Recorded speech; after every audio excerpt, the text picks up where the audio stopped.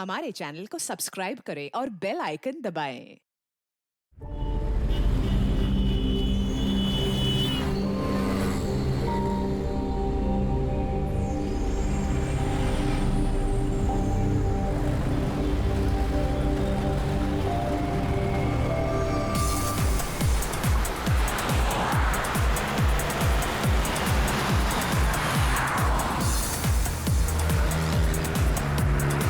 ओ साक्षी ये लो ना। अरे शेट अरे बहुत डिस्काउंट प्राइस में एकदम आधे दाम पे दे रहा हूँ साहब। नहीं चाहिए। अरे आप देखो तो सही। अरे बहुत अच्छा क्वालिटी है। अरे भाई एक बार बोला ना नहीं चाहिए। क्वालिटी देखो क्वालिटी। ओ मैडम जी देखो ना। मैडम जी लो ना, अच्छी क्वालिटी का है मैडम जी, एकदम अच्छा क्वालिटी का है मैडम जी। अरे क्यों परेशान कर रहे हो, एक बार बोल दिया ना नहीं चाहिए। ओ भाई वो देखो ना, मैडम को कुछ हुआ है। कुछ नहीं हुआ उसे। अरे सो वो रही है वो। गर्दन से खून आ रहा है। क्या? हाँ मैडम के गर्दन से खून सुची। आ रहा है साहब। सुची सुची वो देखो सुची वो देखो सुची।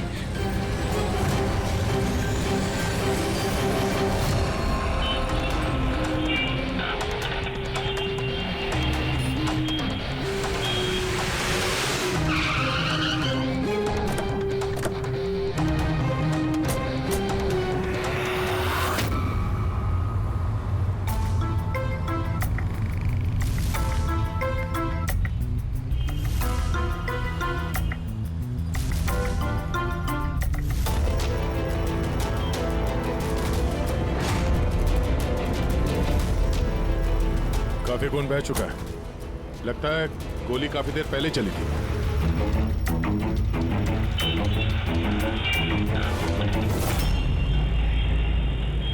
ये सब कैसे हुआ मिस्टर आशुतोष। अच्छा, और इनका नाम क्या है? ये मेरी बीवी, मेरी वाइफ सुची। मेरा मतलब है मेरी एक्स वाइफ सुची। Ex wife? ये सब कैसे हुआ? पता नहीं सर, मुझे कुछ पता नहीं चला सर। कुछ मालूम नहीं? तुम्हारी एक्स वाइफ तुम्हारे बगल वाली सीट पे बैठी थी, उस पर गोली चली और तुम्हें कुछ मालूम नहीं? कैसे हो सकता है? मेरा आशु कभी झूठ नहीं बोलता। अगर वो कह रहा है कि उसे पता नहीं चला तो आई एम श्योर उसे पता नहीं चला होगा। आप जी, मैं मिहिका, इनकी प्रेजेंट वाइफ। मिस्टर आशुतोष, जब सुची को गोली लगी और पिछली सीट का शीशा टूटा तो आवाज तो आई होगी, और आप कह रहे हैं आपको कुछ मालूम नहीं पड़ा? कैसे? दरअसल गाड़ी में म्यूजिक तेज चल रहा था और सुची सो रही थी सर। मुझे कुछ पता नहीं चला। वो बंदा कुछ सामान बेचने आया, उसने जब मुझे बताया तब मुझे पता चला कि सुची। गाड़ी में म्यूजिक चल रहा था और सूची सो रही थी। कमाल है, अक्सर लोगों की नींद जरा से आहट से खुल जाती है और इतने लाउड म्यूजिक में सूची सो रही थी। सर, आपकी बात से पता चल रहा है कि आप मुझ पर शक कर रहे हैं। सर, मैं ऐसा क्यों करूंगा? सुची और मेरा डिवोर्स जरूर हुआ था, लेकिन हम बहुत अच्छे दोस्त थे, हमारे अच्छे ताल्लुकात थे। अब दिनेश से पूछ लीजिए प्लीज। दिनेश? सर, मैं सुची का भाई। आशुतोष सही कह रहे हैं सर, तलाक के बाद भी आशुतोष और सुची में बहुत अच्छे ताल्लुकात थे, कभी कोई मनमुटाव नहीं था।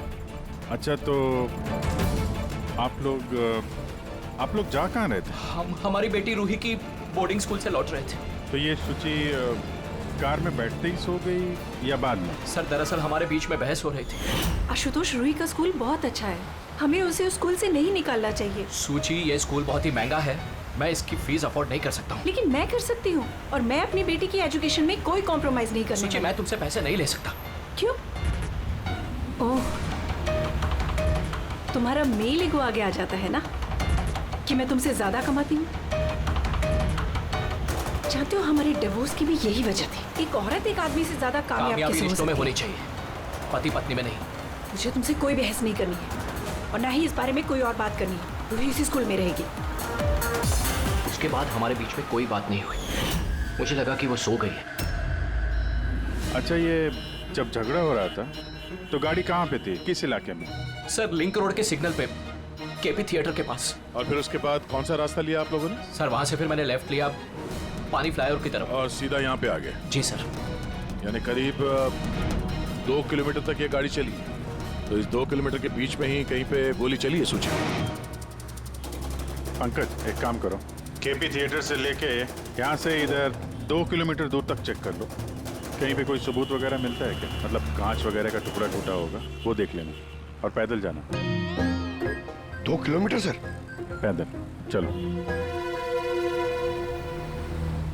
गोली बड़ी अजीब एंगल से लगी है। ये नीचे है, गोली ऊपर से नीचे की तरफ आई है।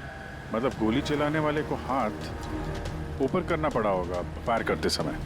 खुली सड़क पे किसी ने गोली मारी है और किसी ने देखा नहीं। हो सकता है खूनी थोड़ा दूर हो। फिर भी मुश्किल है निशाना लगाना, ये चलती गाड़ी पे, और वो भी तब जब खूनी किसी गाड़ी पे हो या बाइक पे। ऐसे निशाना लगाना इतना आसान नहीं है।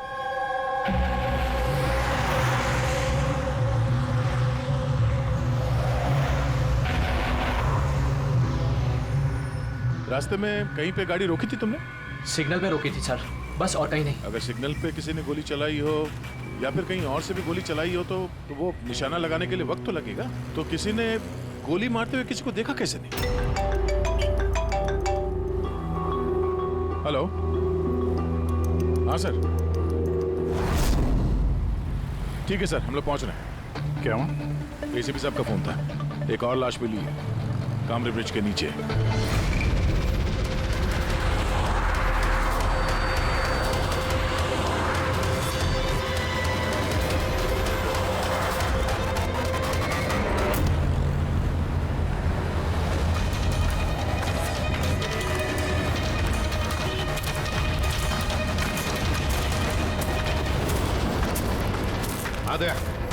सर, आपको पता कैसे चला इस लाश का?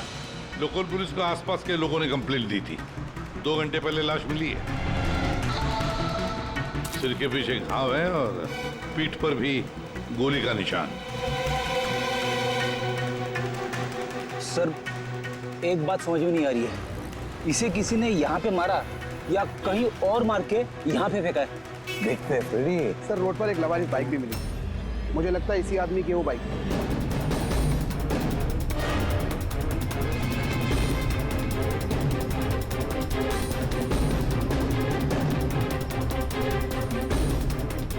Skid mark.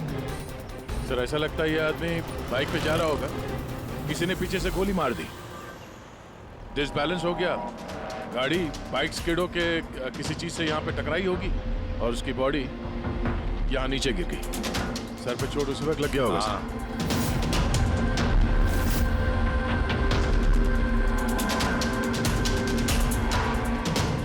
सर, समझ में नहीं आ रहा ये आदमी कौन है। इसका कोई आइडेंटिफिकेशन नहीं है। ये मिसिंग पर्सन ब्यूरो में पूछताछ करूं क्या? फ्रेडी, इतनी जल्दी कोई भी मिसिंग पर्सन ब्यूरो में रिपोर्ट दर्ज नहीं करेगा। काम करो, आरटीओ में जाकर इस बाइक का रजिस्ट्रेशन चेक करो। सारे के सारे डिटेल्स मिल जाएंगे, मालिक कौन है वगैरह। दूसरे केस का क्या हुआ, कुछ पता चला?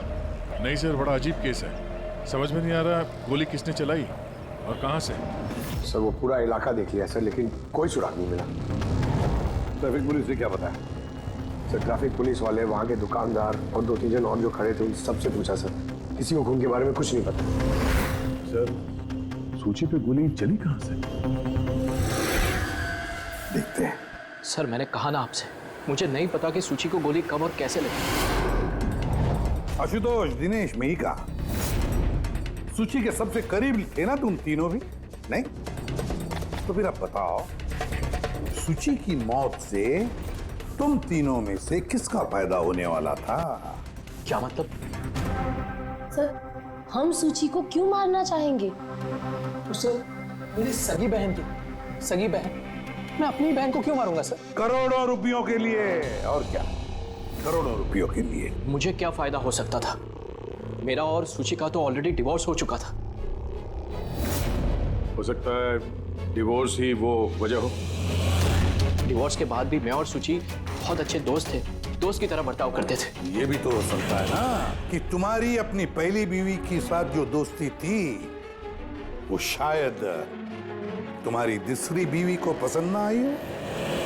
सर, आप ये कैसी बातें कर रहे हैं? मुझे इनकी दोस्ती से क्या प्रॉब्लम होगी?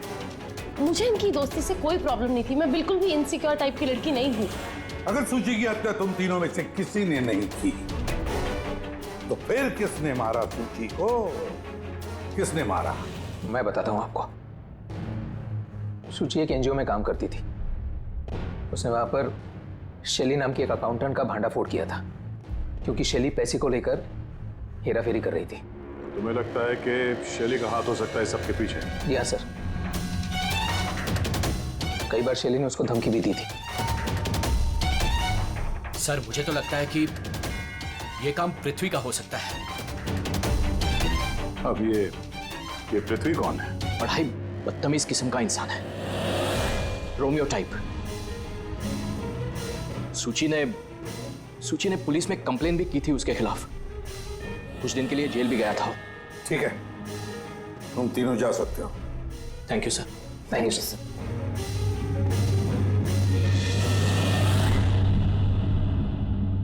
सर, ये तीनों गड़बड़ लग रहे हैं। इन तीनों पर कड़ी नजर रखो। उदया, तो शैली और पृथ्वी दोनों को ब्यूरो बुला लेते हैं। सर, आरटीओ से बाइक के मालिक का पता चल गया। सर, पृथ्वी और शैली का फोन अनरीचेबल आ रहा है, तो मैंने फ्रेडी से कहा है उनकी मोबाइल फोन को ट्रेस करने के लिए। ये तो हमारा डिलीवरी बॉय विवेक है। सर, हमारी बाइक ज्यादातर यही चलाता था। सर, इससे किसने मार दिया? वही पता करने की कोशिश कर रहे हैं। अच्छा, इस विवेक की किसी के साथ कोई दुश्मनी थी क्या? नहीं सर, ये तो बहुत ही सीधा साधा शरीफ लड़का था। कब से काम कर रहा था वो यहाँ पे? पिछले 1 महीने से। राजस्थान से आया था। सर, बहुत मेहनती था। सर, ये तो यहाँ शहर में किसी को जानता भी नहीं था। ये कहाँ जा रहा था डिलीवरी करने? कहीं नहीं सर। सर, छुट्टी थी आज उसकी, इसलिए मेरी बाइक लेकर घूमने के लिए गया था। अच्छा, उसका घर का एड्रेस दे सकते हैं जरा? सर, उसका घर का एड्रेस नहीं है, वो यहीं शॉप में सोता था। उसका सामान वगैरह कुछ? सर, ये उसका एक बक्सा है। ये?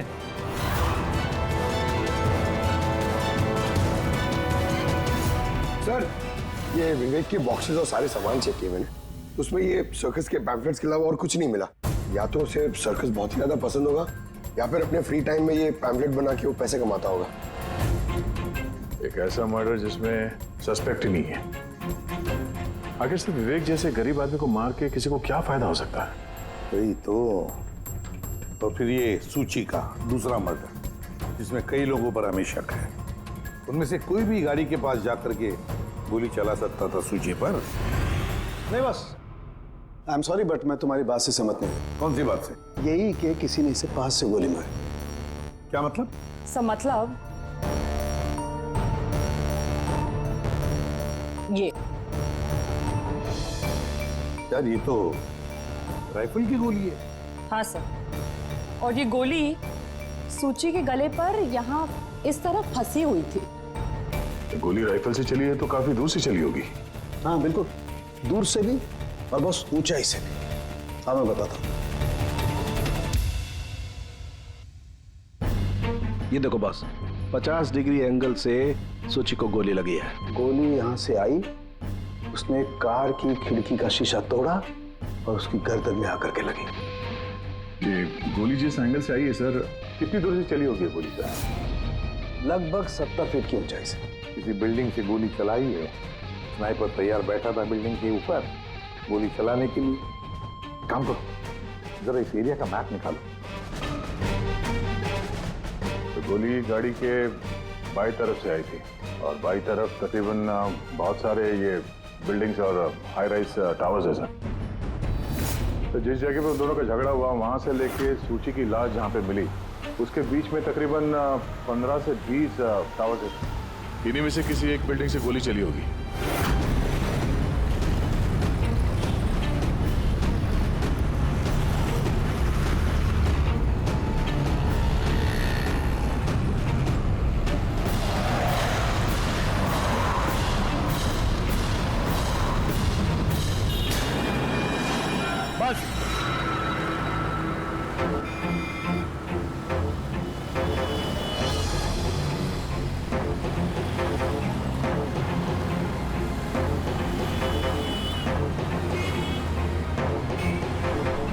ये अभिजीत सर के हाथ में क्या?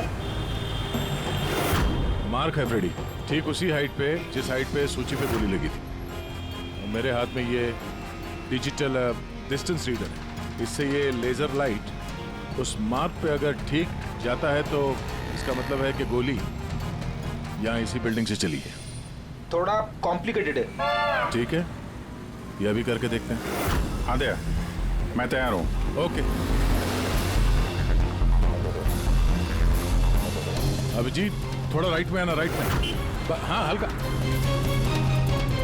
थोड़ा लेफ्ट, बस बस बस। थोड़ा पीछे, थोड़ा पीछे। ये देखा, ये लेजर ठीक उस मार्क पे हिट नहीं कर रहा, लग नहीं रहा है वहां पे। गोली यहाँ से नहीं चली सर। एग्जैक्टली। अरे ये स्नाइपर के पास ज्यादा वक्त थोड़ी ना होगा निशाना इधर उधर करने के लिए, जब उसने शुचि पे गोली चलाई। एक काम करते हैं, किसी और बिल्डिंग में देखते हैं। ठीक है, चलो।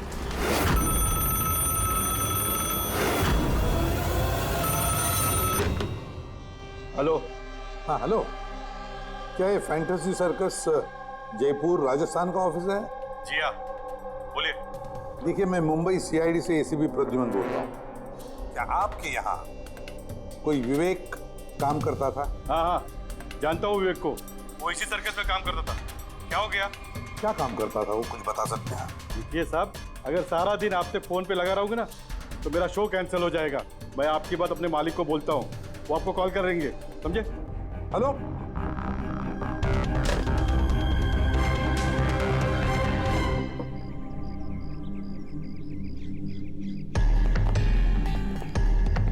कमाल है सर, बिल्डिंग में वॉचमैन ही नहीं था। लगता है गोली यहीं से चली होगी।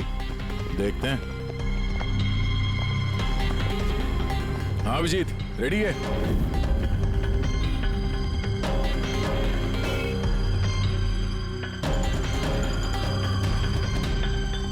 नहीं अभिजीत, यहां से निशाना कुछ ठीक से लग नहीं रहा। थोड़ा राइट में आना, राइट में, और थोड़ा। हाँ परफेक्ट परफेक्ट, यहां पे लग गया निशाना। इसका मतलब शुचि यहाँ पे थी जब उसको गोली लगी। पंकज, फ्रेडी, जरा देखो आसपास, उस स्नाइपर ने कोई सुराग छोड़ा है क्या? लेकिन यार दया, यहाँ पे कोई स्पीड ब्रेकर तो है नहीं। ऐसा कौन सा स्नाइपर था जो वहाँ बिल्डिंग पे बैठ के इतनी तेज चलती हुई गाड़ी पे ऐसा निशाना लगाए जो शुचि की गर्दन पे जाके लगे? हाँ ये बात तो है। आशुतोष, जब तुम्हारी गाड़ी ये यहाँ पर थी जी, तभी किसी वजह से तुम्हारी गाड़ी को स्लो करना पड़ा हो या फिर रोकना पड़ा हो, कुछ याद है? हाँ सर, मैं जब ड्राइव कर रहा था तो गाड़ी के आगे एक भिखारी आया था। मुझे ब्रेक मारनी पड़ी थी। भिखारी? हाँ क्या हुआ? इस तरफ कुछ भी नहीं है। कुछ भी नहीं? वहां भी कुछ नहीं है सर। ये भिखारी दिखने में कैसा था? सर, उसके एक हाथ में बैसाखी थी, लाल रंग का पोटला, गले में गमछा और शायद आधा गंजा था। अभिजीत, इस फ्लाईओवर के नीचे बहुत भिखारी बैठे हुए होते हैं, उन्हीं में से कोई एक होगा। मैंने सुना जो आशुतोष ने बताया भिखारी के बारे में। मैं यहाँ नीचे जाके देखता हूँ। कौन हो तुम लोग? इससे पूछ के यहाँ पे आए? तुम यहाँ के वॉचमैन हो? ड्यूटी पे क्यों नहीं थे? मेरी मर्जी। और तुम कौन होते हो मुझे ड्यूटी सिखाने वाले? सीआईडी। सीआईडी? जाते हो, तुम्हारे वजह से यहाँ पे एक औरत का खून हो गया। मेरी वजह से खून? किसी ने यहाँ छत से नीचे एक औरत पे गोली मारी, क्या जानते हो उसके बारे में?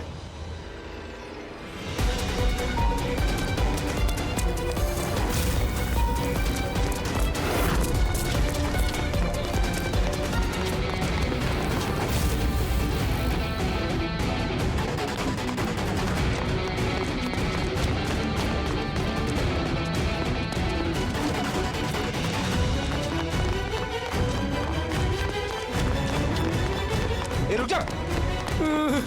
सब मैंने कुछ नहीं किया, सब मैंने कुछ नहीं किया, सब मुझे छोड़ दो। कुछ नहीं किया तो भागा क्यों? मैं डर गया था साहब। What? क्यों डर गया था?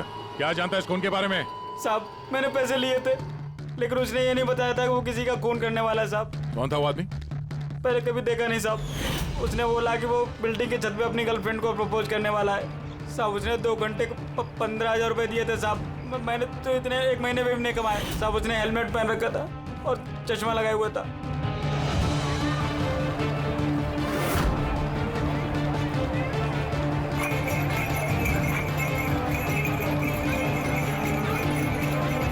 अरे सुनो भाई, ओ भाई साहब, ये एक ऐसे आदमी को देखा है जो लाल गमछा बांधता है, अरे लाल रंग की पोटली रखता है और बैसाखी से चलता है? क्या? अरे सुनो भाई, यार एक आदमी को देखा है तुमने जो लाल रंग का गमछा बांधता है, पोटली है उसके पास लाल रंग की, बैसाखी से चलता है?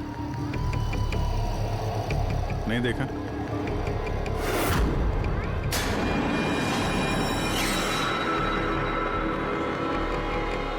अरे सुनना जरा, अरे सुनो भाई, बात करनी है यार। अरे ए, क्या कर रहा है भाई? अरे रुको यार।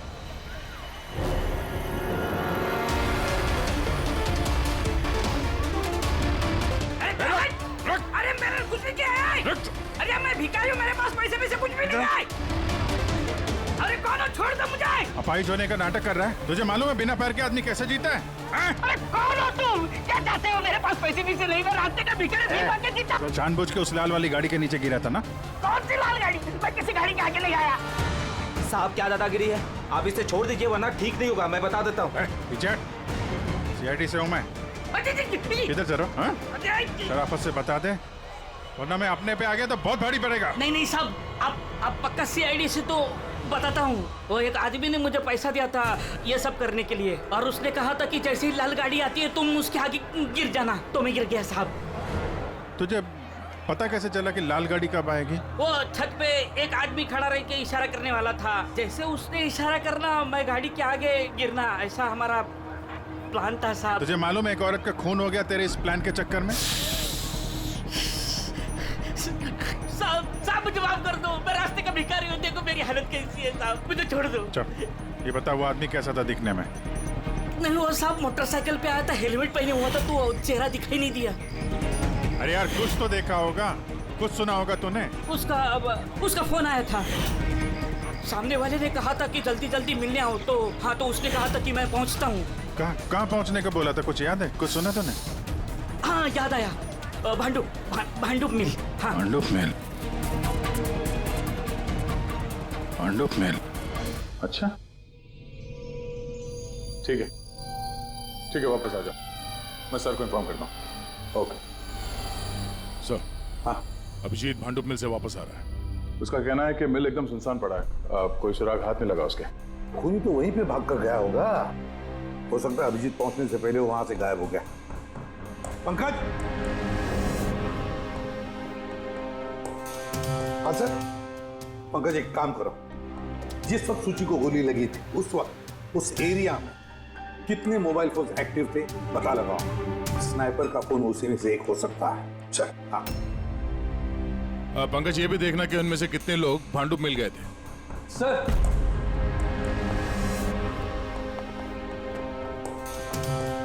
सर ये शैली है, एनजीओ अकाउंटेंट। सूची एक एनजीओ में काम करती थी, उसने वहां पर शैली नाम की एक अकाउंटेंट का भांडाफोड़ किया था। और ये पृथ्वी है जिनके खिलाफ सूची ने रिपोर्ट लिखवाई थी। सूची ने पुलिस में कंप्लेन भी की थी उसके खिलाफ, कुछ दिन के लिए जेल भी गया था। आपने सोच भी कैसे लिया कि सूची के खून में मेरा हाथ हो सकता है? हाँ सर, मैंने भी ऐसा कुछ नहीं किया, मैंने किसी का मर्डर नहीं किया सर। शैली तुम्हारी नौकरी चली गई थी सूची के वजह से, और उसके बाद से तुम्हें अभी तक कोई नौकरी मिली नहीं। उधार के पैसे ले लेके घर का खर्चा चला रही हो तुम। हाँ? और पृथ्वी, एक हफ्ते तक तुम्हें जेल में रहना पड़ा, अपने मोहल्ले में काफी बदनामी हुई तुम्हारी। क्यों? तो क्या हुआ? अगर मुझे बदनामी का इतना डर होता तो मैं अपना घर बदल लेता, मर्डर थोड़ी ना करूंगा मैं किसी का। एंड सर ऐसा नहीं है कि मुझे कोई जॉब नहीं मिल रही है, इट्स जस्ट लाइक कि मुझे मेरे लायक कोई जॉब नहीं मिल रही है, इस वजह से मैं कहीं ज्वाइन नहीं कर रही हूँ। आपको आशुतोष और उसकी नई पत्नी मिहिका से पूछताछ करनी चाहिए। वो आपस में खुश नहीं है लेकिन दिखावा करते। आशुतोष तो सूची के पास वापस जाना चाहता था, शायद मिहिका ने इसीलिए। एंड सर सूची की ना उसके भाई दिनेश से भी नहीं बनती थी, हमेशा ना फोन पे उससे झगड़ती ही रहती थी। अच्छा, और किस बात को लेके होता था ये झगड़ा इन दोनों भाई बहन के बीच? एक्चुअली सर दिनेश ने आशुतोष को धमकी दी थी कि सूची से दूर रहे, शायद सूची को यही अच्छा नहीं लगा होगा। इन एक बार सूची ने मुझे ये भी बताया था कि मिहिका जलती है उसकी और आशुतोष की दोस्ती से। 100%। 100% इन्हीं में से किसी एक ने उसका मर्डर किया। हाँ सर। अच्छा ठीक है, जा सकते हो तुम दोनों, लेकिन एक बात अच्छी तरह से याद रखना, जब तक इन्वेस्टिगेशन पूरा नहीं होता ये शहर छोड़कर तुम कहीं नहीं जाओगे। इस केस में किसी की बातों का भरोसा नहीं हो रहा सर। ऐसा लगता है कि सब के सब झूठ ही बोल रहे हैं। हाँ, पता है जो भी है उसने बड़ी लंबी प्लानिंग की है। पहले भिखारी को पैसे दिए, फिर वॉचमैन को हायर किया, फिर स्नाइपर को हायर किया, और सही वक्त मिलते ही सूची को उड़ा दिया। सर। हाँ सर, जिस वक्त सूची को गोली चली थी सर, उस वक्त ब्रिज के आसपास 2000 लोगों के मोबाइल एक्टिवेट थे। तो उसमें से कौन सा मोबाइल फोन भांडुप मिल की तरफ गया, देखा? एक फोन गया था सर उस तरफ, लेकिन वो प्राइवेट नंबर है तो वो ट्रैक नहीं हो पाया। और क्या बता सकते हो इस नंबर के बारे में? यही सर कि वो मिल तक गया लेकिन रुका नहीं, वो सीधे चला गया कामरी ब्रिज की तरफ और फिर वहां से सिग्नल चला गया सर। कामरी ब्रिज? विवेक की लाश भी तो हमें उसी ब्रिज के नहीं मिली थी। ये कोई कॉन्सिडेंस तो नहीं हो सकता? राजस्थान में फोन कर दे विवेक के गांव, पुलिस वालों को क्या इंफॉर्मेशन मिले उसके बारे में देखते हैं। ये विवेक भी तो खूनी हो सकता है। किसी ने विवेक का खून कर दिया? एक खूनी का खून? कुछ भी हो सकता है फ्रेडी, इस केस में कुछ भी हो सकता है।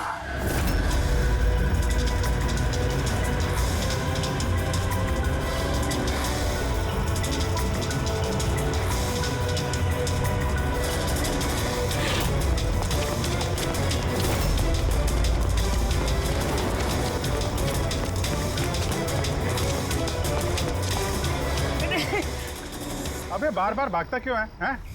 अरे हाँ, बार बार मेरे पीछे पड़ते हो, क्यों पड़ते हो मेरे पीछे? बात करनी है तेरे से। मुझे नहीं बात करनी है। तो बहुत हुआ साहब, आप हम लोगों को इस तरह परेशान नहीं कर सकते। कोई परेशान नहीं कर रहा, हम अपना काम कर रहे हैं, जाओ। हमको कुछ नहीं सुनना है, जाइए यहाँ से। अरे एक आदमी का खून हो गया, समझ में नहीं आता। हाँ तो क्या हम लोगों ने खून किया है?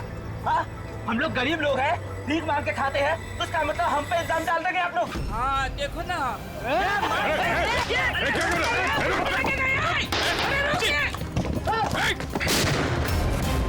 अभिजीत, तो ठीक हो? थोड़ा सा। ओह नो, पत्थर लग गया है। क्या किया तुम लोगों ने? हाँ? ये देख, ये इसने पैसे दिए थे तुम्हें? इसका भी खून हो गया? हाँ मर गया ये, ध्यान से देख। क्या ये वही आदमी है जिसने तुझे बोला था कार के आगे गिरने के लिए? जरा जूम करो।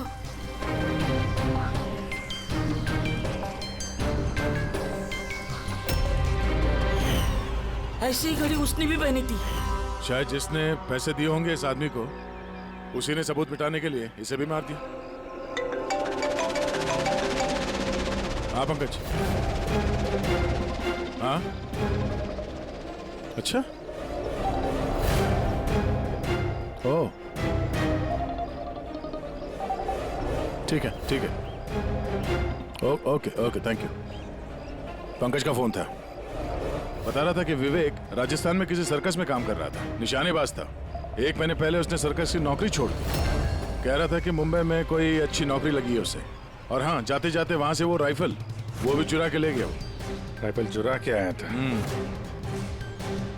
शुचि की सुपारी लेकर आया होगा यहाँ पे, और ये दुकान पे इसलिए काम कर रहा था ताकि किसी को शक ना हो। हाँ, और इस पूरे जुर्म का जो मास्टरमाइंड है वो राजस्थान तो गया होगा इस विवेक को सुपारी देने के लिए। है कौन ये मास्टरमाइंड जो आंखों के सामने रहकर भी नजर नहीं आ रहा है?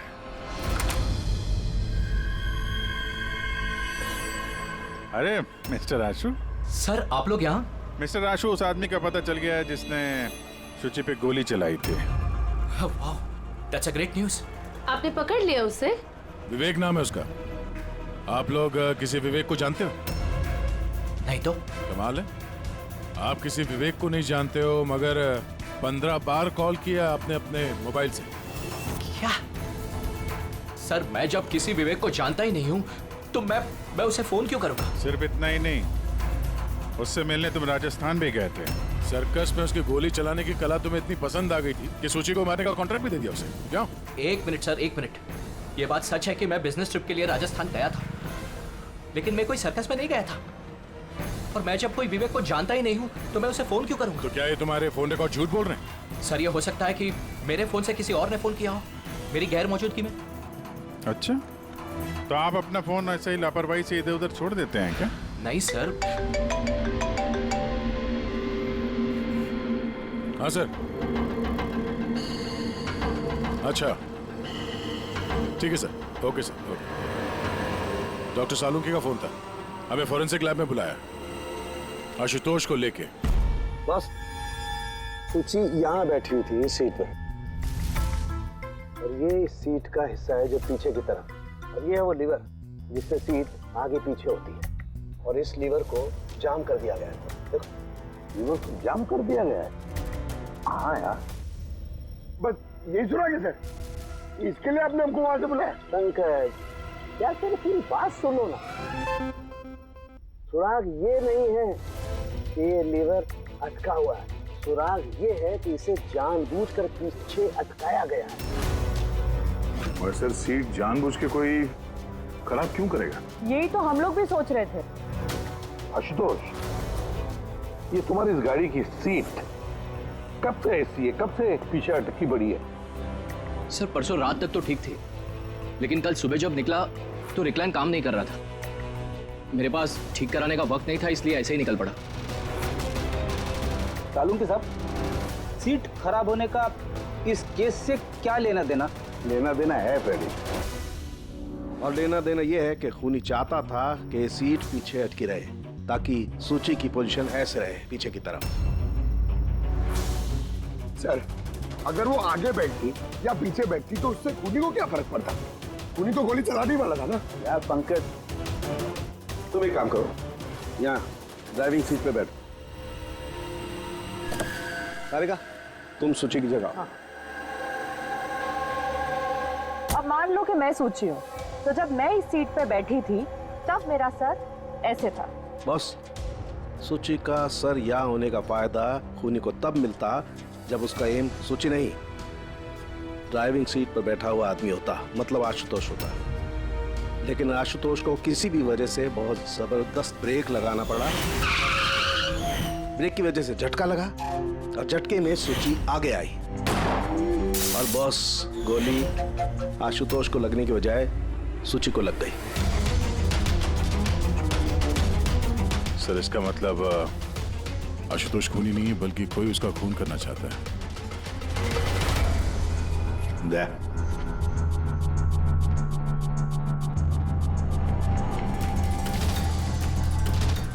आशुतोष जी सर। सर, एक बात बताओ,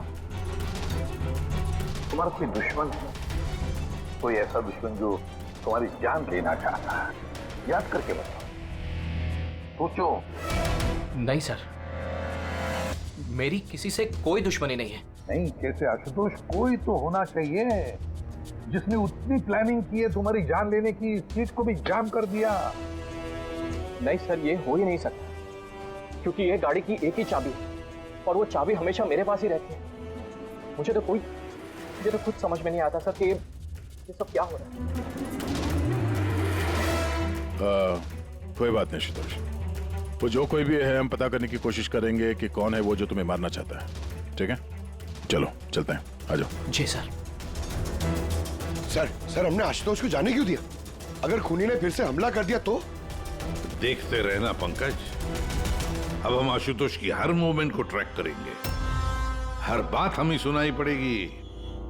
सर, वो किसे? दया ने ट्रांसमीटर बग जो लगाया है।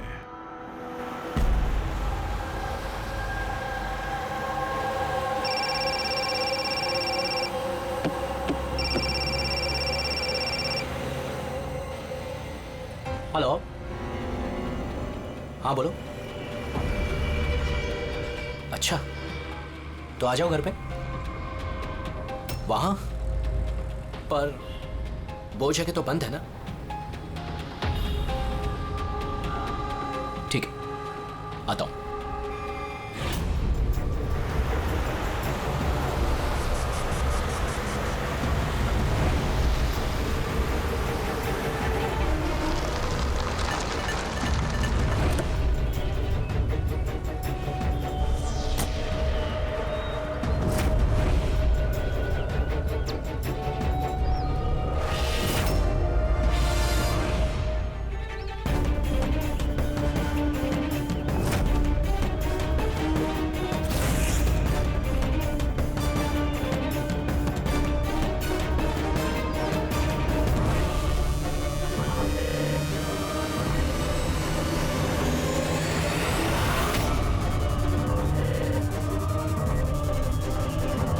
क्या कर रहे हो? गन?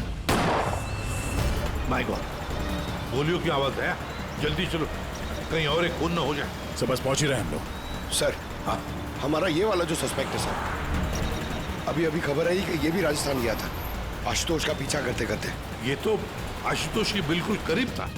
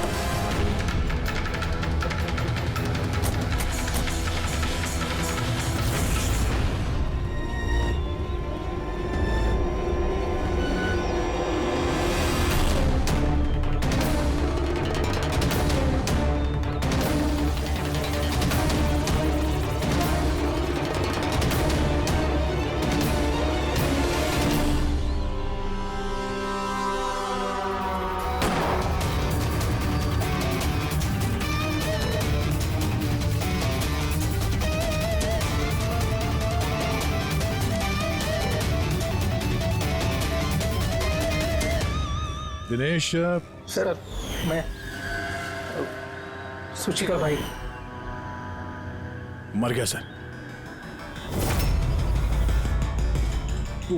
मैंने कुछ नहीं किया सर। ये मुझे मारना चाहता था सर। ये मारना चाहता था मुझे। क्यों मारना चाहता था ये तुम्हें? सर, इसे लग रहा था कि इसकी बहन की बर्बादी का जिम्मेदार मैं हूँ। शादी के बाद सुची डिप्रेशन में चली गई थी और उसने अपने आप को मारने की भी कोशिश की। और ये सब मैं नहीं जानता था सर, बिल्कुल नहीं जानता था। जाने अनजाने में इन दोनों की मौत का जिम्मेदार मैं बना हूं। तो जाने अनजाने। पंकज, इसे जरा छांव में बिठा दो। मेरी फोरेंसिक लैब भेज दो।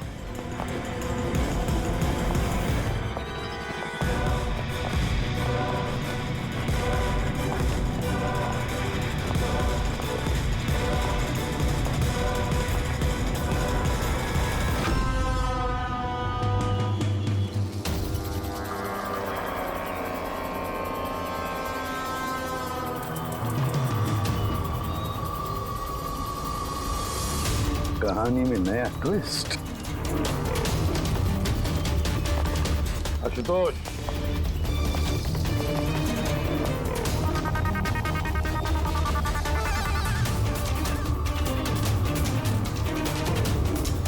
जानते हो क्या है ये? नहीं सर, मुझे नहीं पता। नहीं पता? अभी जान जाओगे। पंकज, तलाशी लो इनकी। मगर क्यों? हाथ ऊपर करिए, पता चल जाएगा आपको। सर, मैंने कुछ नहीं किया, मैं बेकसूर हूँ। आप मेरी तलाशी क्यों ले रहे हैं? मेरा यकीन मानिए सर, मेरे पास कुछ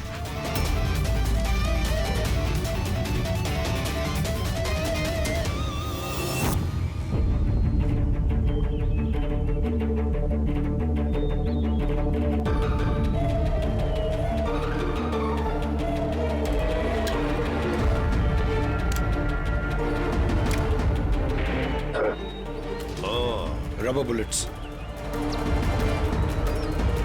मुझे नहीं पता सर, इससे क्या साबित होता है?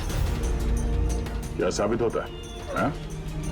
तुमने इस गन से दिनेश का खून किया, असली बुलेट से। हाँ? तो फिर ये गन कैसे आई तुम्हारे पास? और वो नकली रबर बुलेट कैसे फायर हुआ और कब?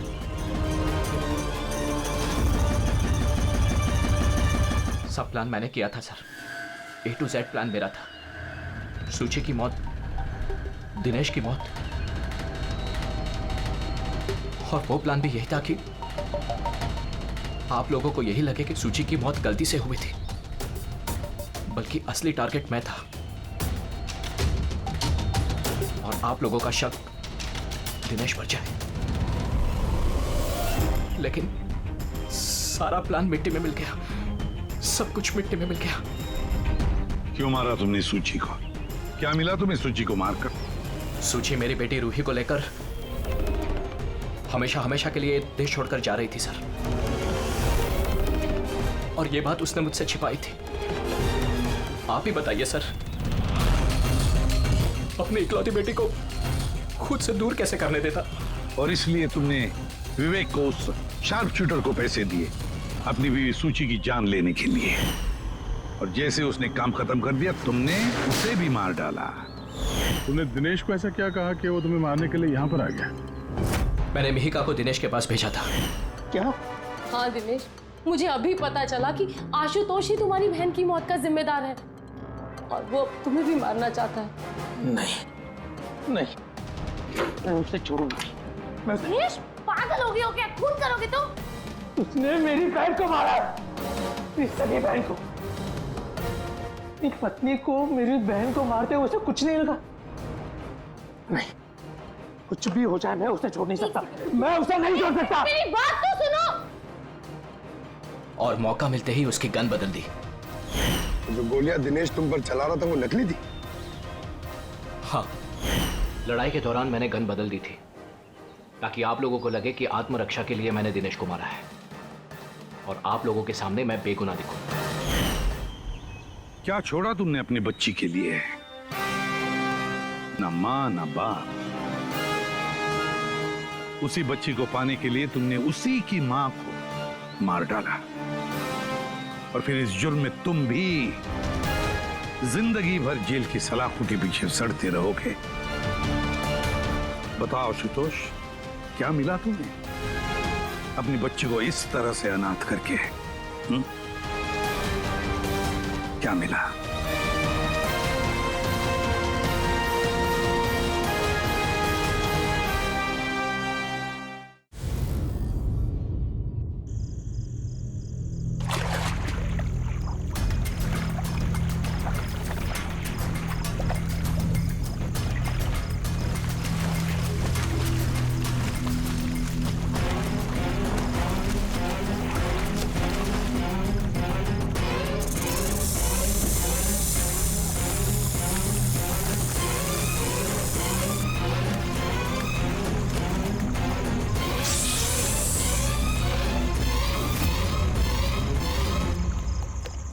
कौन? मैं कहता हूं कौन है?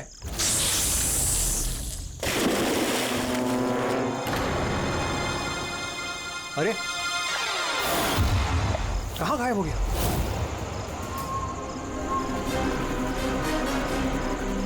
हीरा, अरे हीरा देखो ये लाइट कैसे चली गई।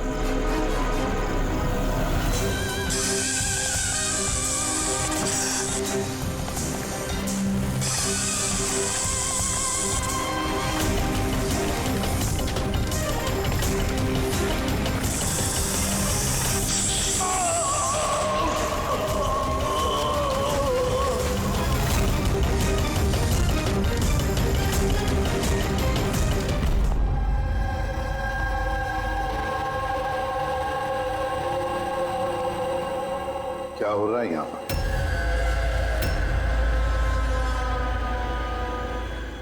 ये कैसा सवाल है? क्या आप लोगों को दिख नहीं रहा है मेरे भाई आर्यन की मौत हो गई है? हाँ, दिख तो रहा है कि कितनी जल्दी में आप लोग आर्यन की अस्थि उठाने के लिए। आप कौन है? मेरा नाम तो शिशिर है, लेकिन आप लोग कौन है? इस तरह यहाँ आकर हमसे बदतमीजी से बातें कर रहे हो? CID, और हमें शक है कि आर्यन का खून हुआ है। CID, आप लोगों को कोई गलतफहमी हो रही है। मैं मीनाक्षी देवी हूँ, इस घर की मालकिन। यहाँ किसी का मर्डर नहीं हुआ। मगर जो... एक मिनट, इससे पहले कि आप कोई और सवाल करें, मैं आपको बता देना चाहती हूँ कि आप लोग इस वक्त मेरे घर की चौखट पे खड़े हैं, वो भी अनइनवाइटेड, यानी कि बिना बुलाए। बिन बुलाए नहीं आए हम लोग, हमें फोन किया गया था। ये बताया गया है कि यहाँ पे आर्यन का खून हुआ है। What nonsense? किसने किया था फोन? कोई हीरा नाम है। हीरा? तुम्हारी इतनी हिम्मत, मेरे मना करने के बावजूद तुमने इन लोगों को यहाँ बुलाया? क्यों मीनाक्षी देवी जी, आप नहीं चाहते कि आपके बेटे का खूनी पकड़ा जाए? या फिर ऐसे तो नहीं ना कि कोई आपका ही करीबी उसी ने ये खून किया हो और आप उस पर पर्दा डालना चाहती? बस, मैं अपने परिवार पे इतना गंदा इल्जाम बर्दाश्त नहीं कर सकती।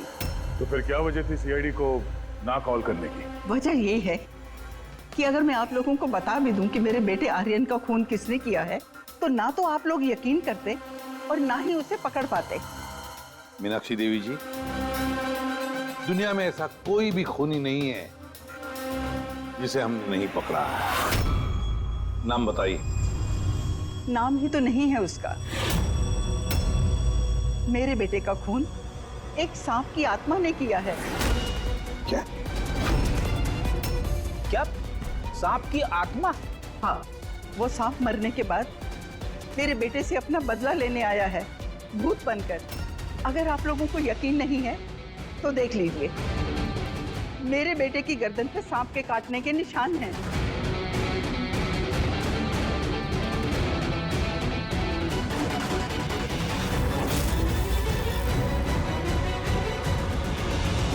देखिए मैडम।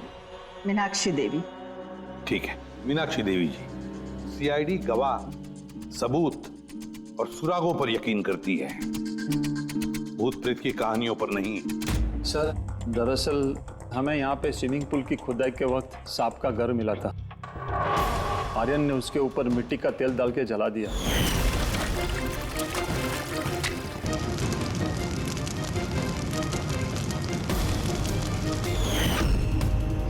सर सारे सांप मर गए और अब वो वापस आ गए, भूत बन के बदला लेने। भूत? आप? सर ये मेरी वाइफ है नैना। लेकिन मुझे और आर्यन को तो नजर आया था वो भूत। आखिर उस सांप ने मेरे पति की जान ली। मैंने तो एक तांत्रिक को भी बुलाया था ताकि घर की शुद्धि करा सकूं, लेकिन वो भी बुरी आत्मा को नहीं भगा पाई। सर सभी नौकर घर छोड़कर चले गए, सिवाय फैनी और हीरा के। ये हमारे बरसों के वफादार है। हीरा? हीरा, तुम्हें ऐसा क्यों लगता है कि आर्यन का खून हुआ है? क्या तुम्हें इस सांप के काटने वाली बात पर यकीन नहीं है?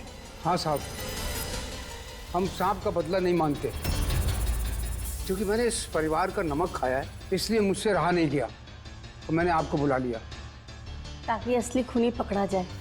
अच्छा किया। फिर कम से कम कोई तो है इस घर में जो सेंसिबल बातें कर रहा है। क्या खाक अच्छी बातें कर रहे हैं?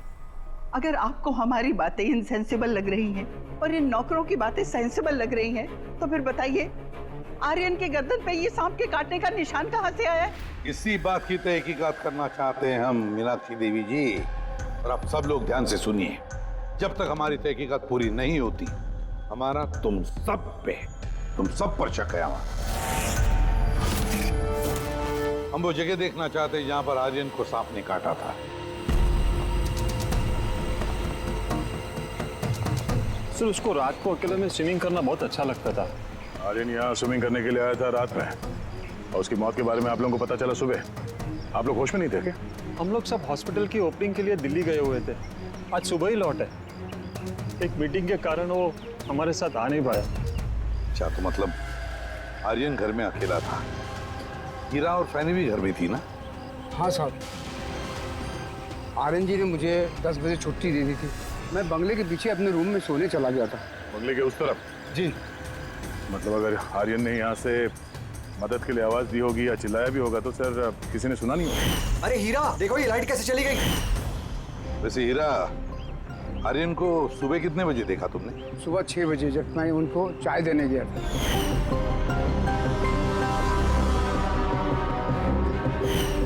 वैसे तुम सब लोग दिल्ली गए थे किस हॉस्पिटल के इनॉग्रेशन के लिए? सर हमारा खुद का हॉस्पिटल। मेरे पापा डॉक्टर थे और उसके बाद मेरा भाई भी। मेरी वाइफ भी डॉक्टर है। सर मेरा बेटा सचिन और आर्यन की बेटी विनीता दोनों साथ में मेडिकल की पढ़ाई कर रहे हैं बॉस्टन में। अमेजिंग।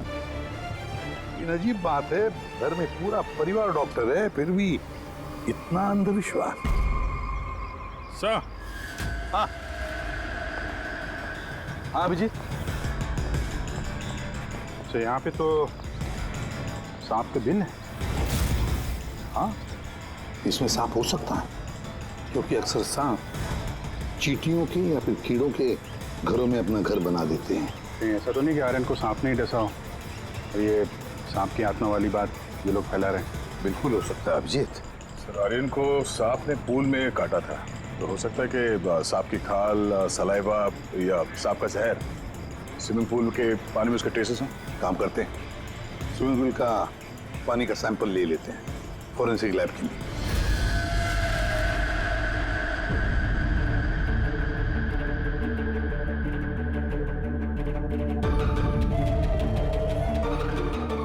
यार 15 मिनट से हम लोग यहाँ पर खड़े हैं, तो कुछ बोलने को तैयार ही नहीं है। क्या बोलूं यार, ये केस इतना कंफ्यूजिंग है कि मैं कुछ बोल ही नहीं सकता। एक काम करो, तुम 15 मिनट आराम कर लो, तब तक मैं अपने दिमाग को थोड़ी ताजी हवा दे आता हूं, प्लीज। क्या हम लोग मजाक करने आए यहाँ पर? मजाक? मैं कहाँ कर रहा हूँ मजाक? और नहीं तो क्या कर रहा हूँ? यार तुम, अच्छा चलो बॉस, जितनी बात पता चली है ना उतनी बता देता हूँ, लेकिन प्लीज कोई सवाल जवाब मत करना प्लीज। देखो भाई, वो जो स्विमिंग पूल का पानी का सैंपल था ना, उसमें ऐसा कुछ भी नहीं मिला है जिससे सांप के बारे में पता चले। कुछ भी नहीं है, ना सांप की चमड़ी का कोई ट्रेसेस है, ना कोई जहर है उसका, कुछ भी तो नहीं है जिससे उसका डीएनए पता चले यार, कुछ भी नहीं है। तो इसमें कंफ्यूजिंग क्या है? मामला एकदम साफ है सर। पूल में कोई सांप वाप नहीं आया है, इसका खून किसी इंसान ने किया है। क्या कंफ्यूजन है? और खूनी ने ये दिखाने की कोशिश की कि आर्यन की मौत सांप के काटने की वजह से हो। वाह, बहुत अच्छा। भाई आप लोगों को सालूके की जरूरत क्या है यार? देखो भैया, ये बात इतनी सीधी अगर होती तो मेरा दिमाग नहीं भंनारा होता। जितनी सच्चाई इस बात में है कि ये सांप है, उतनी सच ये बात भी है कि ये जो इसके गर्दन पर जो सांप के कांटे के निशान है, ये असली निशान है। मतलब सांप ने ही काटा है, और इसके शरीर में जो जहर है वो भी सांप का ही जहर है, कोबरा का जहर है यार वो। मगर सर अभी तो आपने कहा कि पूल में सांप आया ही नहीं, फिर आर्यन के शरीर में कोबरा का जहर कहाँ से आया? यही तो कंफ्यूजन है बच्चे, यही तो कंफ्यूजन है यार। तो आप ये कहना चाहते हैं कि इसे वाकई किसी सांप की आत्मा ने काटा है, जो पूल के ऊपर हवा में उड़ के आई, बिना पानी को टच किया, आर्यन का खून किया और हवा में छू मंतर। ये बात मैंने कही? मैंने कही क्या बात? ये तुमने सोची है यार, ये तुम्हारे शब्द है यार। यार तू इतना टेढ़ा क्यों हो रहा है? टेढ़ा नहीं हो रहा हूँ यार, मेरे दिमाग में कंफ्यूजन है। अरे डॉक्टर साहब, तो आप बताइए कहना क्या चाह रहे हैं? कि दया, मैं क्या कहना चाह रहा हूँ मुझे खुद को समझ में नहीं आ रहा है, इसीलिए कहा था कोई सवाल जवाब मत करना, जो बता रहा हूँ वो सुन लेना बस। यार साउंड के एक बात बता, तुझे ऐसे नहीं लग रहा है कि तेरे से कुछ छूट रहा है तेरे फॉरेंसिक इन्वेस्टिगेशन में? कोई मिसिंग लिंक है जो तू ढूंढ नहीं पा रहा है? नहीं तो दो रिजल्ट कैसे आ सकते हैं? हाँ यार, यही तो कंफ्यूजन है, दो रिजल्ट्स क्यों आएंगे? लेकिन आए बॉस, सांप का जो असली जहर है उसे, और इसके शरीर में जो जहर है उसको, दोनों को मैंने कंपेयर किया। बड़ी आश्चर्यजनक बात पता चली। आओ दिखाता हूँ। ये देखो, ये आर्यन के शरीर में जो जहर है ये बताता है कि ये पहले ऑक्सीजन के कांटेक्ट में आया है, जबकि ऐसा होना तो नहीं चाहिए। एग्जैक्टली। क्योंकि सांप का जहर सीधे इंसान के बॉडी के अंदर जाता है, ऑक्सीजन के कांटेक्ट में तो नहीं आता। हाँ, है क्या ये चक्कर? आर्यन की मौत ना किसी सांप के काटने की वजह से हुई, ना किसी इंसान ने उसे मारा है। तो फिर आर्यन मरा कैसे?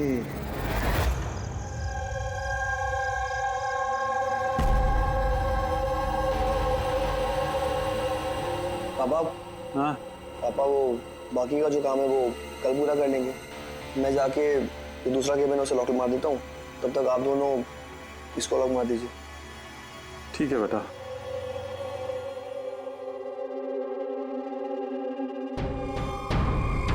चलिए एक्सरे।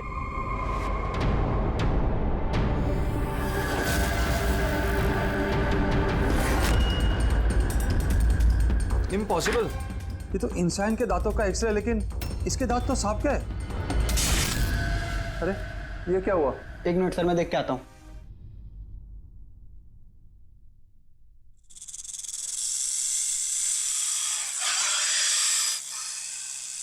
अरे ये आवाज कैसी है?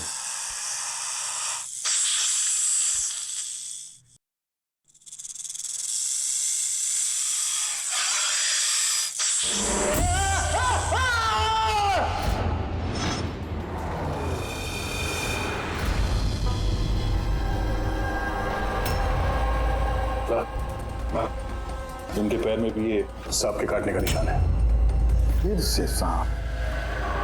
क्या कहा सर आपने? सांप? कहाँ सांप? क्यों, क्या हुआ? सर लाइट जाने से पहले शिशिर सर और मैं ये एक्सरे देख रहे थे।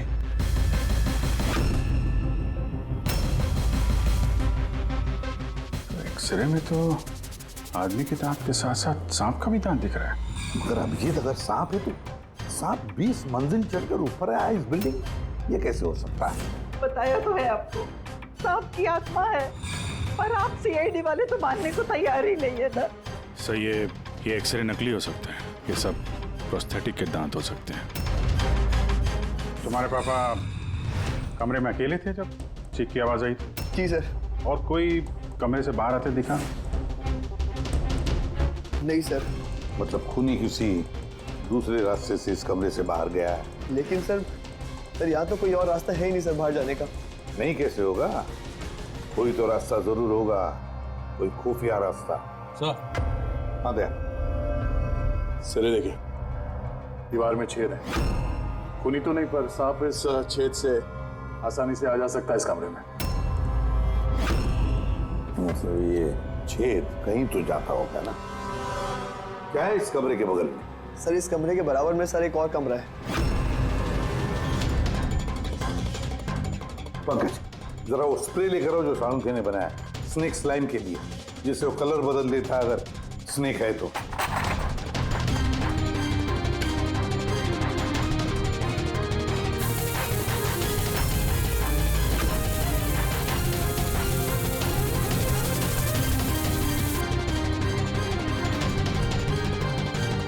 नहीं,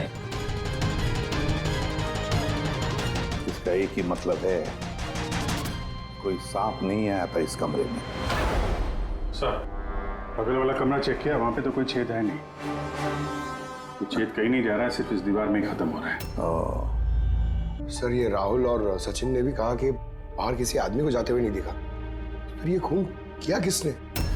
डेफिनेटली सांप ने तो नहीं किया। अभिजीत, माना कि तुम एक बहुत ही सिंसियर ऑफिसर हो।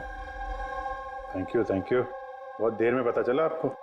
लेकिन इस बार तुम्हारा अंदाजा गलत निकला। कचरा कर दिया यार। क्या क्या क्या गलत अंदाजा है? क्या गलत है? वो ये कि शिशिर की मौत भी सांप के वजह से हुई है। हमें उसके शरीर में से जहर मिला है सांप का। ये कैसे हो सकता है? और क्राइम सीन पे तो कोई सांप वाप नहीं था। हाँ, ना सांप ना आदमी।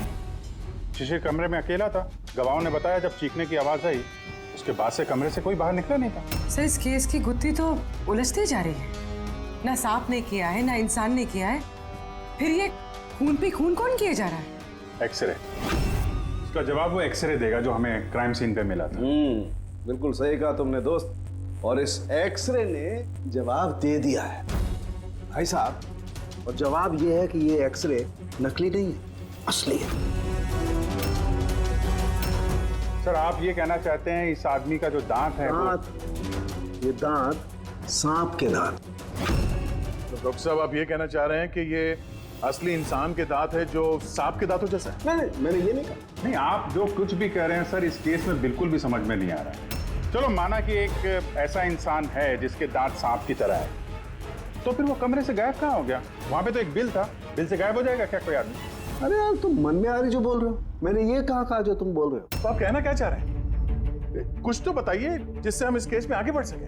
देखो दोस्त, मैं सिर्फ सच्चाई बता सकता हूँ, और सच्चाई ये है भाई कि ये जो एक्सरे में दांत हैं, ये तो भाई सांप के ही दांत हैं।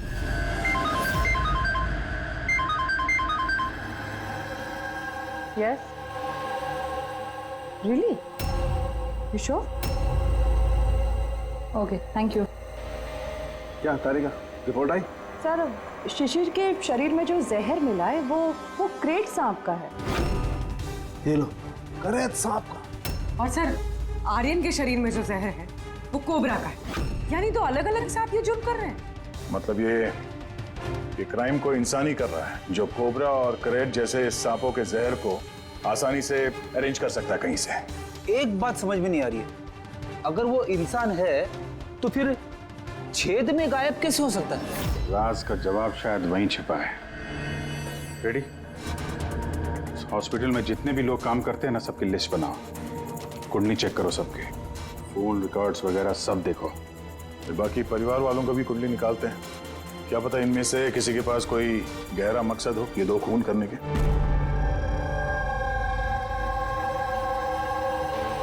सर पूरे परिवार की कुंडली निकाल ली। काफी अमीर लोग हैं, 2 हॉस्पिटल्स हैं इनके और दुनिया के कोने कोने में प्रॉपर्टीज खरीद रखी। मतलब पैसा मोटिव हो सकता है, दुश्मनी का भी एंगल हो सकता है सर। पंकज लगा हुआ है पता लगाने में। अच्छा, ये फैमिली में आपस में कोई झगड़ा वगड़ा है, कुछ पता चला है? सर पूरा परिवार बड़े प्यार से एक दूसरे के साथ रहता है, सिवाय 2 बहुओं के। हालांकि वो आमने सामने झगड़ती नहीं है, लेकिन एक दूसरे को कुछ खास पसंद भी नहीं करती। और ये आयुष और ये सचिन शिशिर का बेटा, उनके बारे में क्या? सर आयुष का अमेरिका में हॉस्पिटल खोलने का बहुत बड़ा प्लान था और उसके दोनों भाई शिशिर और आर्यन उसके साथ इस प्रोजेक्ट पे काम कर रहे थे। और सचिन को तो वैसे भी पापा की वसीयत मिलने ही वाली थी। जब खून हुआ तब इनकी जो एलिबाई है उसके बारे में क्या है, कितना सच है? सर ये आर्यन का जब खून हुआ ये सब दिल्ली में थे। हॉस्पिटल के इनॉग्रेशन की फोटो देखी है मैंने, चेक की। और जब शिशिर की मौत हुई उसके परिवार वाले घर पे ही थे सर, सिवाय इस सचिन के। और ये 2 नौकर फैनी और हीरा, दोनों ही बहुत वफादार है सर। पिछले 30 साल से परिवार की सेवा कर रहे हैं लोग। आप रेडी? अच्छा।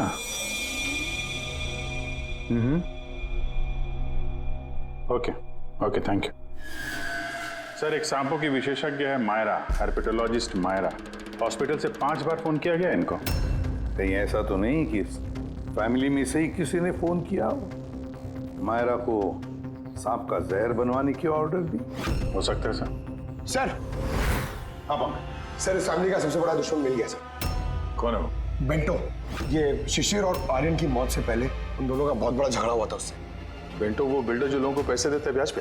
हाँ सर, गलत काम करता है और निशान भी नहीं छोड़ता है। अभिजीत, इस बेंटो को ब्यूरो में बुलवा लेते हैं। बताया सर। तुम और पंकज जाकर इस हर्पेटोलॉजिस्ट मायरा को मिलो, देखो कौन सा जहर और किसने बनवाने की ऑर्डर दी थी उसे।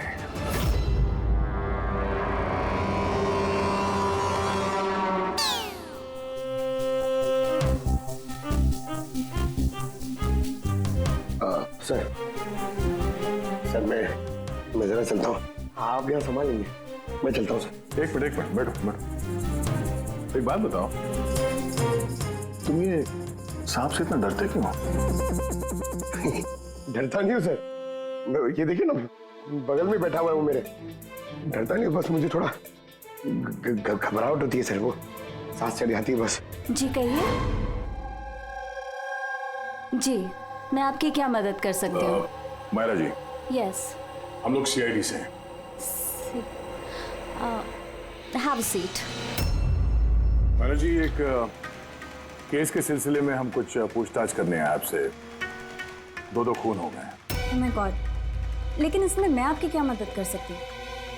2 हफ्ते पहले RM हॉस्पिटल से 5 फोन कॉल्स आए थे आपके पास। जी आए थे, लेकिन उनका इस केस से क्या लेना देना? ये 2 लोग जो जिनका खून हुआ है वो RM हॉस्पिटल से जुड़े हुए थे। ओह। इन दोनों का खून सांप के जहर से हुआ है। और वो खून सांप के काटने की वजह से नहीं हुआ है, किसी इंसान ने वो जहर खूनी को दिया है और उसने मर्डर किया। आप मुझ पे शक कर रहे हैं? आपको लग रहा है कि खूनी की मदद मैंने की है जहर सप्लाई करके? हाँ, ऐसा ही कुछ है। ये बताइए कि हॉस्पिटल से आपको वो फोन कॉल्स किसने किए थे? शिशिर और आर्यन। शिशिर और आर्यन? इन्हीं दोनों को तो खून हुआ है। क्यों फोन क्यों कर रहे थे ये लोग? सिर्फ उन्होंने मुझे कॉल किया है, बल्कि वो मुझे मिलने भी आए थे। और जहर लेने नहीं, बल्कि जहर की दवा एंटीडोट लेने। एंटीडोट? बहुत अजीब सी कहानी सुनाई। कह रहे थे कि कोई सांप की आत्मा उनसे बदला लेना चाहती है एंड उनको ये जहर की दवा चाहिए।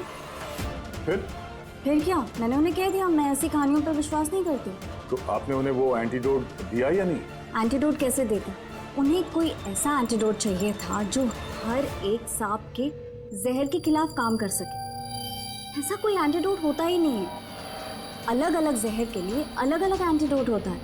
तो दोनों यहाँ से खाली हाथ वापस गए? जी, एंड आई एम सॉरी, आपको भी खाली हाथ जाना होगा। बिकॉज मेरा इस केस से कोई लेना देना नहीं। Myra ji, just for my general knowledge, अगर किसी को सांप काट लेता है तो उसे क्या करना चाहिए? अगर किसी को सांप काट ले तो सबसे पहले चीज पैनिक बिल्कुल ना करें, डॉक्टर को बुलाएं, लेकिन डॉक्टर का वेट करते हुए जिस पार्ट पे आपको काटा गया है उसे कंप्रेस कर लें, किसी चीज से बांध लें, ताकि जो जहरीला खून है वो आपके हार्ट तक ना पहुंच सके। Okay, thank you very much. चले सर? चलो, तब तक देखते हैं एसीपी साहब को बेंटो से क्या पता चला। हाँ, ये बात सही है कि मेरी शिशिर और आर्यन के साथ बहस हुई थी, लेकिन आपका ये इल्जाम सरासर गलत है कि मैंने उनका खून किया। तो फिर किसने किया खून? मुझे क्या पता बॉस। रही बात उनको मारने की, यदि मुझे उनको मारना होता तो सर मैं ये सांप बिच्छू वाला गेम नहीं खेलता, मैं सीधा अपना घोड़ा लेता और उनको। लेकिन सर आप जानते हैं कि मैं कानून की कितनी इज्जत करता हूँ। हाँ मालूम है कानून की कितनी इज्जत करते हो तुम। ये बताओ आर्यन और शिशिर से किस बात पे झगड़ा हुआ था तुम्हारा? सर मैंने उनकी गोवा वाली जमीन खरीदी थी और उस प्रॉपर्टी के पेपर्स पर उन्होंने साइन भी किए थे। तो सर अचानक वो मुकर गए और मुझे फ्रॉड बोलने लगे और कहते हैं कि उन्होंने किसी भी पेपर्स के ऊपर साइन ही नहीं करे। और आप लोगों को यकीन दिलाने के लिए मैं उस प्रॉपर्टी के पेपर्स भी साथ लाया हूँ। ये लीजिए, आप चाहे तो चेक कर सकते हैं। देखिए एसीपी साहब, मैंने थोड़ी बहुत हेरा फेरी करी है, लेकिन उतनी जितनी बाकी के लोग करते हैं। लेकिन आप मेरी बात का यकीन मानिए, मैंने ये डील पूरी ईमानदारी के साथ करी है। आप चाहें तो उनकी अकाउंट स्टेटमेंट चेक कर सकते हैं। मैंने उन्हें 15 करोड़ रुपए व्हाइट में और 35 करोड़ रुपए कैश में दिए। किसके अकाउंट? मीनाक्षी देवी के अकाउंट में। मीनाक्षी देवी जी बेंटो सच कह रहा था, उसने आपके अकाउंट में पैसे डाले थे। जगह जगह पैसा लगा है मेरा, इतने सारे शेयर हैं, अब सब डील तो मैं याद नहीं रख सकती ना। आप याद नहीं रख सकती, लेकिन कोई और तो होगा जो उसका ख्याल रखता हो। हर अकाउंट, हर डील की देखरेख के लिए एजेंट रखे होते हैं ना हमने। अच्छा, तो फिर इस डीड का एजेंट कौन था? इस प्रॉपर्टी की डीड में आपके बेटे शामिल थे। मेरी समझ में तो ये नहीं आ रहा कि इन सब में मेरे बेटों की मौत का क्या मतलब। मीनाक्षी देवी जी, आपके दोनों बेटे हैं, सांप के डसने से नहीं मरे, किसी इंसान ने मारा है उन्हें। किसी ऐसे इंसान का जिसके पास ठोस मकसद था आपके दोनों बेटों को मारने का। ऐसा मकसद किसका हो सकता है? इस डील से जुड़े किसी इंसान के पास। इसीलिए तो हम आपसे पूछ रहे हैं कि कौन एजेंट कौन था इस डील का। बस कीजिए आप। एक तो उन सांपों ने मेरे दो बेटे मुझसे छीन लिए और आप सीआईडी वाले इस केस को नया चेहरा देने पे लगे हुए हैं। आप मान क्यों नहीं लेते कि ये सांपों का किया धरा है ये सब कुछ? बस माजी जी, आप लोग प्लीज यहाँ से चले जाइए। देखिए, हमारे लिए हमारे परिवार से बढ़कर कुछ भी नहीं, ना पैसा ना दौलत। अरे आप मेरी माँ की हालत देख रहे हैं, ना सो पा रही है ना खा पा रही है, दिन रात में भगवान से यही दुआ करते रहती है कि इन्हें भी इनके बेटों के पास बुला ले। आयुष,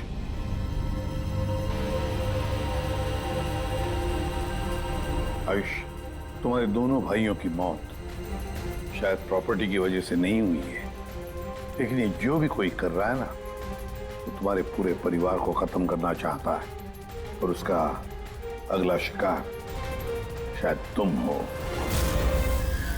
सर, क्या सच में मेरी जान को खतरा है? जी हाँ, लेकिन घबराओ मत, इस बार हम तुम्हारे साथ में हैं उस सांप का सामना करने के लिए। तुम्हारे दोनों भाइयों पे हमला रात में हुआ था, तो शायद तुम पे भी हमला रात को ही होगा।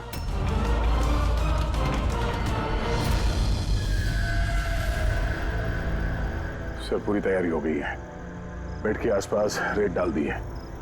अब देखते हैं सांप आके डसता है या और कुछ। सर, नाइट विजन कैमरास भी लगा दिए ताकि उसका चेहरा हमें दिख जाए। Very good.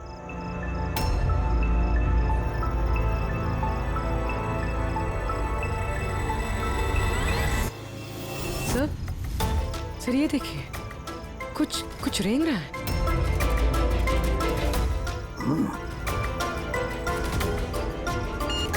My God, attack हुआ। Let's go.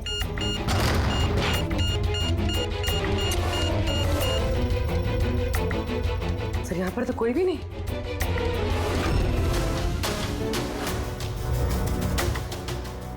सिवाय ये सांप के निशान के।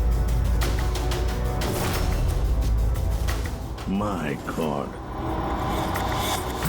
देखो यार, मैं जानता हूँ आप लोग क्या कहना चाहते हो, लेकिन प्लीज पहले मेरी बात सुनो। बस इस बार भी सांप नहीं था। और सर, जो रेत आप लोगों ने वहां डाली थी उसमें से भी सांप से रिलेटेड कुछ भी नहीं मिला है। और फुटेज क्लियर नहीं है, तो कैसे मान लिया जाए कि सांप है? हम अगर उस पुतले पे जो जहर मिला है वो कोबरा का है, और कांटा भी उसने सांप की तरह ही है। कांटा सांप की तरह है, जहर कोबरे का, दांत का निशान सांप का। ये सांप ने तो आखिर है क्या? नहीं सालुंकी नहीं, अब ये मत कह रहे कि तुझे कुछ पता नहीं। यार तीसरा खून होते होते बच गया है, तो फॉरेंसिक डिपार्टमेंट से कुछ तो मदद चाहिए हमें। हम जवाब नहीं दे रहे, हम क्या काम नहीं कर रहे? सर ऐसी बात नहीं है, हम भी तो अपनी तरफ से पूरी कोशिश कर रहे हैं ना, जो भी हमसे बन पा रहा है। यार देखो, हमें इतना मालूम है कि ये खूनी जो भी है उसने 3 भाइयों में से 2 भाइयों का खून किया है, और तीसरे भाई पर वो फिर से कल कोशिश करेगा, कल रात को। और अब ये खूनी सांप है, इंसान है, जो भी है, जल्द से जल्द इसका खेल खत्म करना पड़ेगा। हाँ पंकज, ओके ठीक है। सर, पंकज का फोन था, उसे उस एजेंट का एड्रेस मिल गया है जो इस फैमिली की प्रॉपर्टीज की डील करवाता है। मदन नाम है उसका, और ये बिल्डर वाली डील भी उसी ने करवाई थी। मदन ने पहले भी डील में हेराफेरी की, तो शायद इस शिशिर और आर्यन को इसके फ्रॉड के बारे में पता चल गया होगा। इसके पहले कि इसका पूरा भांडा फूटता, दोनों को रास्ते से हटा दिया। मदन, इस मदन के घर जाओ, नींद में से उठाओ उसे और नींद हराम कर दो उसकी। कौन है? अबे दिमाग तो गिरवी नहीं रख के आए हो, हैं?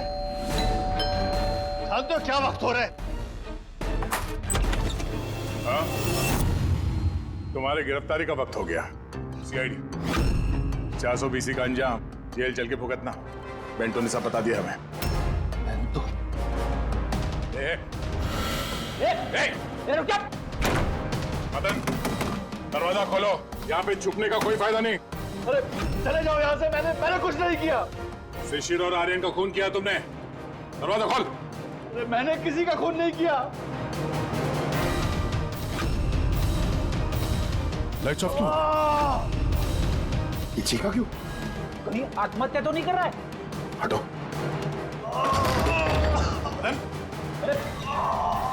क्या हुआ? Oh no. सांप है यहाँ, इसी कमरे में।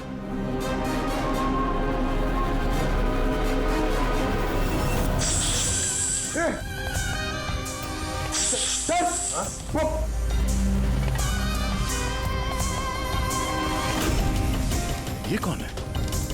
ये सांप के दांतों वाला आदमी? ये सारे जुर्म यही कर रहा है क्या? आधा आदमी आधा सांप। सर ये कौन सा क्रीचर है?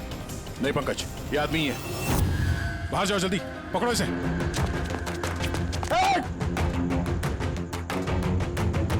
लाओ यहाँ। हिलना डुलना, ये जहर तुम्हारे दिल तक पहुंचना नहीं चाहिए। सर, इसका मतलब जो आदमी हमें घूर रहा था उसी ने काटा है? हो सकता है। बड़ी एम्बुलेंस को फोन करो जल्दी। देखो यहाँ आसपास कोई लाइट का स्विच है क्या?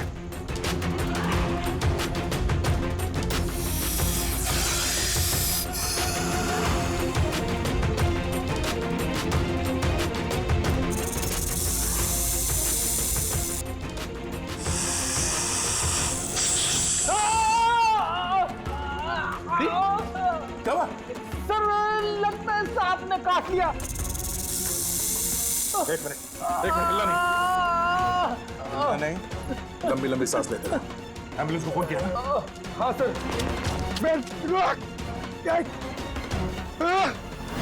ये क्या?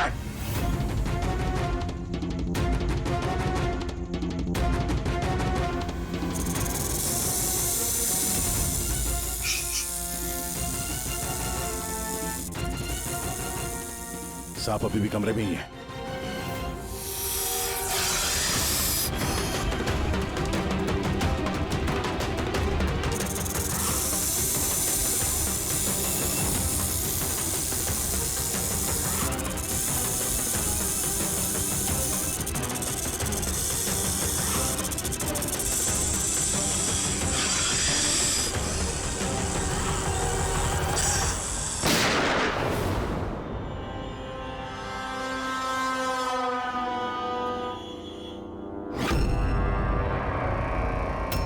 मेटल के टुकड़े?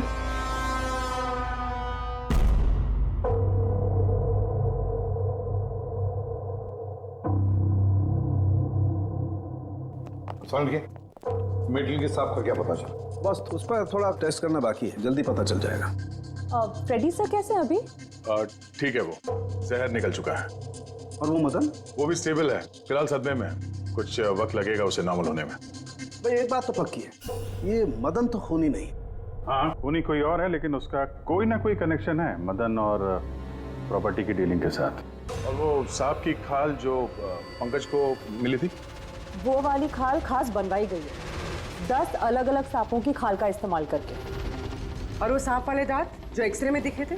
पूर्वी वो दांत दरअसल सांप के दांत है ही नहीं, एक इंसान के दांत है। अरे पहले तो आपने कहा था कि... पहले कह रहा था क्योंकि पहले मुझे पता नहीं था कि इस इंसान को एक खास किस्म की बीमारी है। इस बीमारी का नाम है हाइपोहाइड्रोटिक एक्टोडर्मल डिस्प्लेसिया। मतलब इस बीमारी में इंसान के नाक, बाल, खाल, दांत ये सब कुछ अजीब तरीके से डेवलप होने लगते हैं, जैसे इस इंसान के साथ हुआ।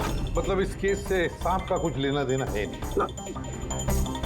सर ये बहुत ही रेयर डिसीज है। पूरी दुनिया में सिर्फ 30 से 40 ऐसे लोग हैं जो इस बीमारी के शिकार हैं। और हमें एक हॉस्पिटल से एक आदमी के बारे में पता चला है जो इस बीमारी का शिकार है। एड्रेस क्या है इसका?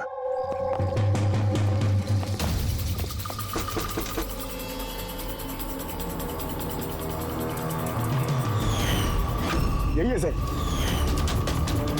कल रात को मदन के घर के बाहर क्या कर रहा था? कल रात तो मैं यही था। और मदन कौन है? और आप लोग कौन है? सीआईडी। मदन कौन है? एक ऐसा हाथ पड़ेगा ना, सब याद आ जाएगा मदन कौन है। एक मिनट। कल रात आपने शायद अमित को देखा होगा। ये अमित है, ये कई दिनों से लापता है। कल शायद आपने इसी को ही देखा होगा। कब से गायब है? पिछले 2 हफ्तों से। मैं पुलिस में कंप्लेंट भी लिखवाई है। हमारी बीमारी के कारण हमें नौकरी भी नहीं मिलती है। लोग हमें देखकर भाग जाते हैं, इसीलिए हमारा गुजारा भी नहीं हो पाता है। 2 हफ्तों पहले अमित खुशी आया था, कहने लगा कि हमारी बीमारी का इलाज मिल गया है। बस सर, उसी दिन से अमित लापता है। कोई तो है जो अमित की बीमारी का फायदा उठा रहा है और उस परिवार को डरा रहा है। उसकी बीमारी ठीक करने के लिए उसे यहाँ से ले गया होगा सर। करेक्ट। और जिस किसी ने भी ये सौदा किया अमित के साथ, वो कोई डॉक्टर ही होगा। सर उनका तो पूरा खानदान डॉक्टर है, उनका खुद का हॉस्पिटल भी, कोई भी कर सकता है।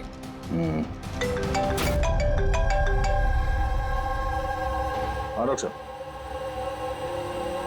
अच्छा, दैट्स ग्रेट। ठीक है, हम लोग पहुंच रहे हैं। क्या सर? डॉक्टर सालुंके का फोन था, आखिर में वो जहरीला सांप मिल ही गया। अरे डॉक्टर साहब, कहाँ है वो सांप? बताइए ना। पंकज तो सांप के डर से अंदर आ ही नहीं रहे। तारिका, सांप किधर है? सांप इधर है।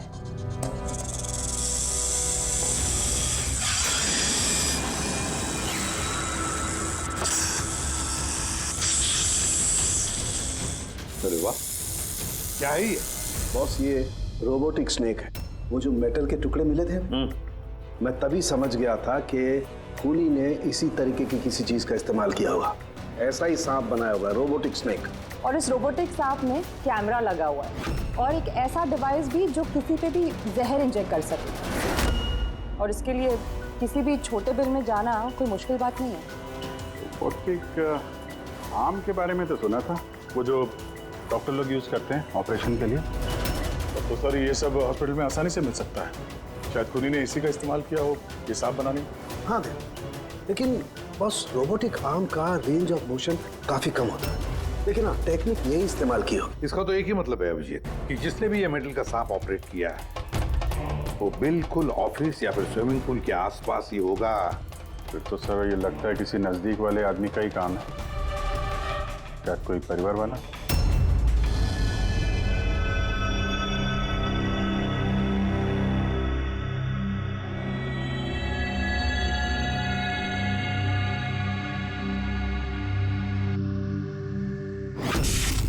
अरे ये बिजली कैसे चली गई? फ्यूज उड़ गया होगा। मैं चेक करता हूँ, सचिन देखना सब।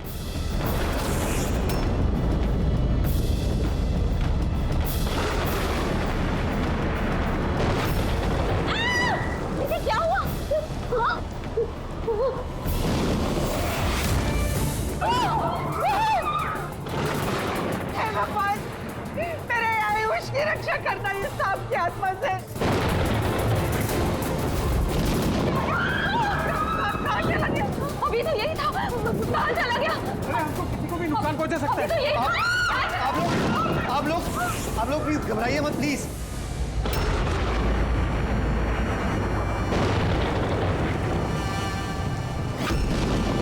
तुम यहाँ क्या कर रहे हो? मैंने तुम्हें दूसरे घर में ठहरने के लिए कहा था ना। जवाब दो अमित। अमित नहीं, अकेल। अमित मेरा भाई है और वो भी जुड़वा। जुड़वा? अच्छा देखो, हम ये जो भी कर रहे हैं तुम्हारे परिवार की भलाई के लिए कर रहे हैं। ऐसी भलाई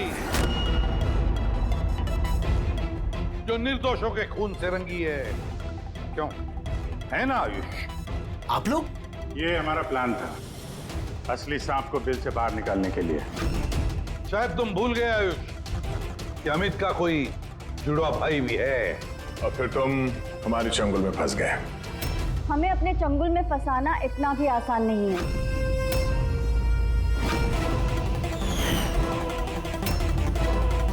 मायरा,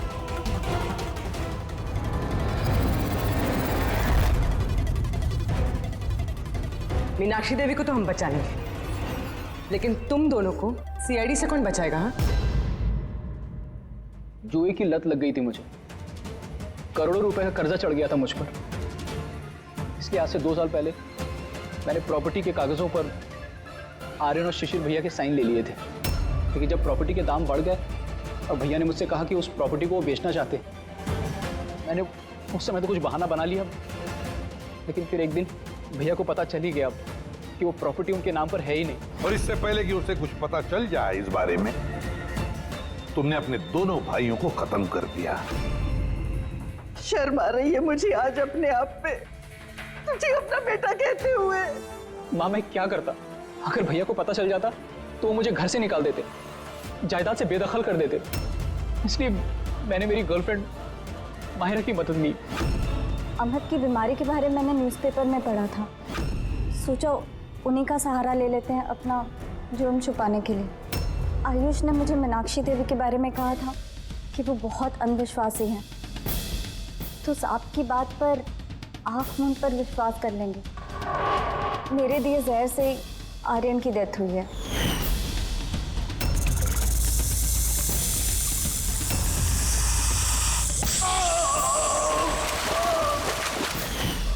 शिशिर की मौत के वक्त भी मैं ऑफिस में छुप गई थी। उसी छेद से मैंने सांप को भेजा शिशिर को डसने के लिए। अमित का इस सब में कोई कसूर नहीं, उसे तो हम काउंसलिंग के लिए भेज देंगे, वो एक नई जिंदगी शुरू करेगा। मगर तुम दोनों आयुष और मायरा जिस जुर्म के रास्ते पर चल रहे हो ना, वो रास्ता खत्म होता है फांसी के फंदे पे। For more updates, subscribe to our channel, click the show links and enjoy watching the videos.